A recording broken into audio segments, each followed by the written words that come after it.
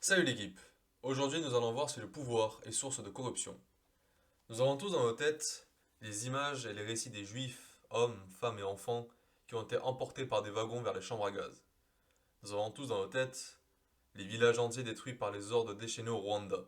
Nous avons tous dans nos têtes la connaissance du mauvais traitement des prisonniers irakiens à Abu Ghraib et les carnages provoqués par les bombes des kamikazes à Bagdad, Londres ou encore Madrid. Lorsque nous pensons à ces événements, nous nous demandons tous qu'est-ce qui rend les gens si inhumains. Est-ce que c'est le produit de leur famille ou de leur culture? Ou au contraire, l'hypothèse qui nous met tous mal à l'aise et qui nous fait un peu peur, est-ce que n'importe qui serait capable de commettre un tel acte? Alexander Aslam nous dit qu'aujourd'hui les travaux de recherche les plus récents, et notamment l'expérience de psychologie sociale la plus importante de ces 30 dernières années, apportent un nouvel éclairage à ces questions. Les scientifiques ont d'abord voulu comprendre les processus psychologiques qui ont rendu possible les horreurs de l'Holocauste, et pourquoi tant de personnes apparemment civilisées peuvent perpétrer des actes révoltants. Les théoriciens ont d'abord recherché dans la psychologie individuelle des réponses à la psychologie des groupes. En 1961, l'historienne et philosophe politique américaine d'origine allemande Hannah Arendt a assisté à Jérusalem au procès filmé d'Adolf Eichmann, l'un des principaux acteurs de l'Holocauste. Hannah a alors conclu que l'accusé, loin de présenter, je cite, une personnalité perverse et sadique, comme le disait l'un des psychiatres de l'accusation, était totalement insignifiant. Pour Hannah Arendt, Eichmann était la personnification de la banalité du mal. Qu'est-ce que la banalité du mal? Publiée dans le New Yorker en 1963, l'analyse de Arendt fut regardée comme choquante et hérétique. Mais une série d'études réalisées à peu près à la même époque étaya ces observations. Certaines expériences ont été menées dans des camps d'été américains à la fin des années 50. Sheriff, un psychologue social américain, montrait que les collégiens dits normaux peuvent devenir cruels et agressifs envers un ancien ami si on les place dans un nouveau groupe en compétition pour des ressources rares.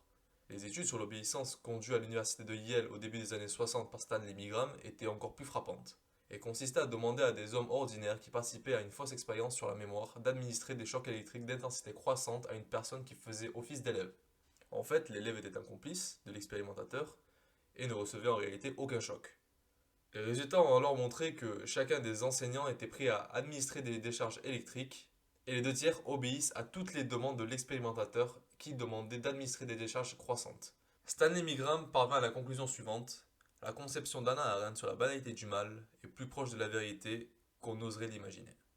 Le psychologue Philippe Zimbardo a conduit une expérience à la prison de Stanford en 1971. Les chercheurs ont alors tiré des étudiants au sort pour leur attribuer le rôle de prisonnier ou celui de gardien de prison simulé dans le sous-sol du bâtiment de psychologie. L'objectif était d'explorer la dynamique qui se développait dans ces groupes et entre les individus d'un même groupe si on les maintenait ensemble durant 15 jours consécutifs. L'étude a révélé une puissante dynamique. Les gardiens, dont le chef était Philippe Zimbardo, utilisaient la force avec une telle brutalité que l'étude a dû être arrêtée au bout de 6 jours seulement. Les expérimentateurs en conclurent alors que les membres d'un groupe ne peuvent pas résister à la pression des postes qu'ils assurent et que la brutalité est l'expression naturelle des rôles assignés à des groupes qui n'ont pas les mêmes pouvoirs. On en avait déduit que les individus perdent leur capacité de jugement intellectuel et moral dès qu'ils sont en groupe. Ainsi, par conséquent, que les groupes sont intrinsèquement dangereux. Aslam nous dit alors que ceci a pour corollaire qu'un comportement tyrannique se manifeste inévitablement quand un groupe a le pouvoir. L'importance de l'expérience de la prison de Stanford tient à la fois à ses résultats spectaculaires et aux conclusions simples et tranchées qu'on en a tirées. Cependant, au fil des années, les psychologues sociaux ont commencé à douter de ces conclusions. En fait, l'idée que les groupes ayant le pouvoir deviennent automatiquement tyranniques ne tient pas compte du rôle qu'avaient joué les expérimentateurs. Zimbardo avait dit aux gardiens la chose suivante: vous pouvez susciter chez les prisonniers l'idée que leur vie est entièrement contrôlée par nous, qui n'ont aucune liberté d'action, qui ne peuvent rien faire ni rien dire que nous nous permettions. On rajoute d'ailleurs que nous savons que les groupes ne commettent pas seulement des actes antisociaux. Le groupe émerge souvent comme un moyen pour résister à l'oppression et à une pression inacceptable. Dans des variantes des épreuves de désobéissance de Stanley Milgram, les participants étaient plus motivés à défier l'expérimentateur quand ils se sentaient appuyés par d'autres membres du groupe également prêts à désobéir. D'ailleurs, des recherches menées après l'expérience de Stanford ont confirmé différents aspects intéressants des groupes. Selon la théorie de l'identité sociale, en 1979 par les psychologues sociaux australiens Turner et britanniques Tashfel, c'est surtout à l'intérieur d'un groupe que les individus ont la possibilité de devenir efficaces, de contrôler leur propre vie, surtout quand individuellement ils n'ont aucun pouvoir. Quand les individus ont un sentiment d'identité, ils cherchent à s'accorder, ils s'apprécient mutuellement et se font confiance. Ils sont plus prêts à suivre le leader du groupe et ils forment des organisations efficaces. Le fait d'avoir un soutien social pour contrôler son destin conduit à augmenter son estime de soi et à diminuer le niveau de stress, d'anxiété et de dépression, nous dit Alexander Aslam. De nombreuses recherches qui incluent des études de laboratoire contrôlées, des enquêtes à grande échelle et des observations de terrain corroborent la théorie de l'identité sociale. Cependant, jusqu'à aujourd'hui, nous n'avions aucune étude qui permettait d'illustrer la théorie de façon convaincante. En plus, il semblait impossible de réaliser une telle étude. Grâce à l'expérience de la prison de la BBC, cette situation a récemment changé. Il a d'abord fallu mettre au point des procédures éthiques permettant d'assurer que l'étude, en dépit de sa rudesse pour les participants, n'aurait pas d'incidence négative pour eux. Les psychologues ont alors mis en place une série de garde-fous, y compris la présence de psychologues cliniques sur les lieux, et une comité d'éthique disponible à tout moment. Dans l'expérience de la BBC, les hommes étaient placés de manière aléatoire, soit dans les groupes des gardiens, soit dans celui des prisonniers, à l'intérieur d'un environnement construit par l'expérience. Les chercheurs ont alors simulé l'organisation d'une prison, mais leur objectif était d'être représentatif d'une classe d'institution, un bureau, une caserne ou une école. Un groupe a plus de pouvoir et de privilèges que l'autre. Les comportements des participants ont été observés à l'aide de caméras cachées. Les chercheurs ont suivi leur état psychologique grâce à des évaluations quotidiennes. Contrairement à Zimbardo, dans l'expérience de Stanford, les chercheurs n'ont ici joué aucun rôle au sein de la prison, de sorte qu'ils soient en mesure d'étudier la dynamique de groupe sans contrôler directement les interactions. En plus de cela, les enseignants ont manipulé les caractéristiques de la hiérarchie sociale, la théorie de l'identité sociale prédisant qu'elle devrait modifier l'identification des prisonniers à leur groupe et leur comportement. Aslam, l'un des chercheurs qui a participé à l'expérience, nous dit que le plus important est qu'ils ont fait varier la perméabilité des barrières entre les groupes, en autorisant initialement, mais en interdisant ensuite, les possibilités de promotion de prisonniers à gardiens. Ils pensaient que s'ils avaient la possibilité d'être promus, les prisonniers chercheraient à améliorer leur situation. Les résultats ont alors été conformes à leurs prédictions.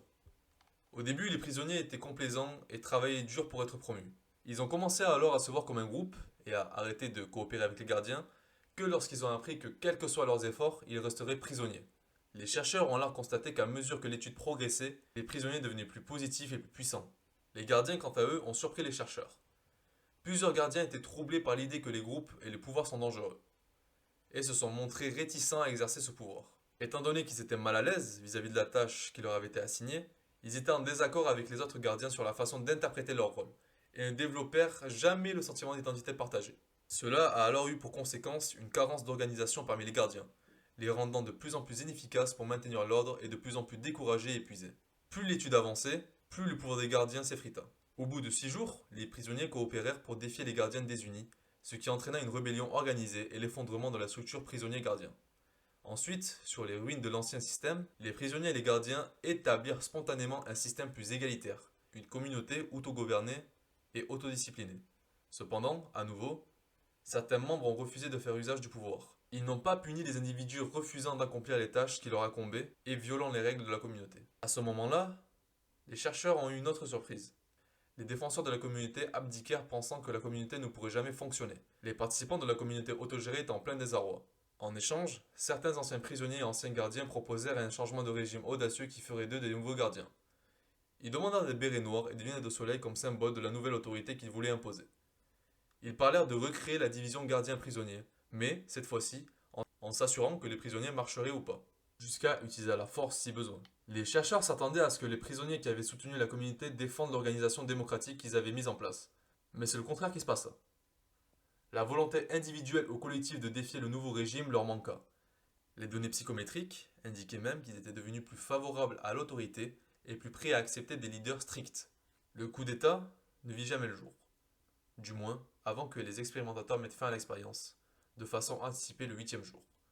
Dans cette étude, le spectre de la tyrannie n'était absolument pas le produit d'un comportement naturel, nous dit Alexander Aslam.